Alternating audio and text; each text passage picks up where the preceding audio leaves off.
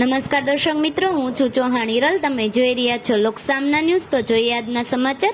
લીલિયાથી અમારા રિપોર્ટર દીપક ભટ્ટ સાથે. લીલિયા મોટાના જાણીતા ધારાશાસ્ત્રી અને લીલિયા તાલુકાના સમસ્ત બ્રહ્મ સમાજના પ્રમુખ કિશોરભાઈ પાઠક દ્વારા આવતી તારીખ 29/4/2025 રોજ ભગવાન પરશુરામ જન્મ જયંતિ અંગેના કાર્યક્રમની કરેલી ખાસ જાહેરાત. કિશોરભાઈ, આવનારી 29/4/2025 રોજ ભગવાન પરશુરામ જન્મ જયંતિ આવી રહી છે. શું કહેશો એના વિશે? આપ લીલિયા સમસ્ત બ્રહ્મ સમાજના પ્રમુખ સ્થાનેથી શું કહેવા માંગો છો? હું છેલ્લા 3 વર્ષથી લીલિયા તાલુકાના સમસ્ત બ્રહ્મ પરિવારના પ્રમુખ તરીકે કાર્યરત છું અને સંગઠન અને સમાજની સેવાની ભાવના સાથે મારું કામ કરું છું. છેલ્લા 3 વર્ષથી અમારા ઈષ્ટદેવ ભગવાન પરશુરામ કે જેઓ અજર અમર અજન્મા છે, તેઓનો જન્મોત્સવ અમે ધામધૂમથી ઉજવણી કરીએ છીએ અને સરસ્વતી સન્માન સમારંભ, વિદ્યાર્થીઓને ઇનામ વિતરણનો કાર્યક્રમ પણ કરીએ છીએ. તાજેતરમાં જ એક જધન્ય કાર્ય થયું આ દેશમાં. પહેલગાંવમાં કેટલાકને ધર્મ પૂછીને ગોળી મારી દેવામાં આવી આતંકવાદીઓ દ્વારા. બાળકોને પણ મારી નાખવામાં આવ્યા.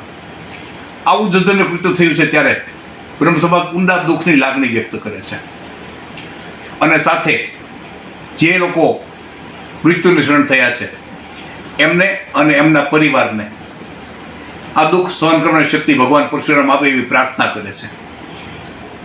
આ દેશનો બ્રહ્મ સમાજ આ દેશની સાથે રહ્યો છે અને આ દેશમાં જ્યારે જ્યારે દુઃખ આવે ત્યારે બ્રહ્મ સમાજ ખડે પગે ઊભો રહેવાની તત્પરતા દર્શાવી છે. એના ભાગરૂપે સૌરાષ્ટ્ર સમસ્ત બ્રહ્મ સમાજે નિર્ણય કર્યો છે કે આપણે આપણા ઈષ્ટદેવ ભગવાન પરશુરામના જન્મોત્સવની ઉજવણી સાદગીપૂર્વક કરવી. એવી જ રીતે લીલિયા તાલુકામાં પણ સમસ્ત બ્રહ્મ પરિવાર દ્વારા અમારા ઈષ્ટદેવ ભગવાન પરશુરામની ઉજવણી અમે સાદગીપૂર્ણ કરવાના છીએ. અમે રેલી, શોભાયાત્રા અને ભોજન સમારંભનો કાર્યક્રમ રદ કર્યો છે.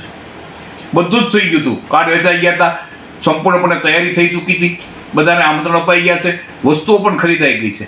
આમ છતાં અમે આ કાર્યક્રમ દેશના હિતમાં અને આતંકવાદી કૃત્યની સામે સરકાર ક્રૂરતાપૂર્વક પગલાં લે અને આ આતંકવાદીઓને મારી નાખે, શોધીને મારે, એની અમે સાથે છીએ. આ દૃઢ નિર્ણય સાથે અમે આ કાર્યક્રમ રદ કર્યો છે અને સાદગીપૂર્વક 29મી તારીખે સાંજે 6 વાગે આપણા ઈષ્ટદેવ ભગવાન પરશુરામજીની મહાઆરતી કરશું, એનું પૂજન કરશું અને ફ્રૂટનો પ્રસાદ, માત્ર ફ્રૂટનો પ્રસાદ, કોઈ મીઠાઈ નહીં, ફ્રૂટનો પ્રસાદ બધાને આપીશું.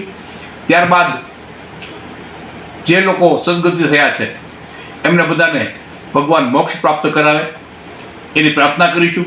એ માટે મૌન પાળીશું અને જે લોકો ગુજરી ગયા છે એમના પરિવારને દુઃખ સહન કરવાની શક્તિ ભગવાન પરશુરામ આપે એની પ્રાર્થના કરશું.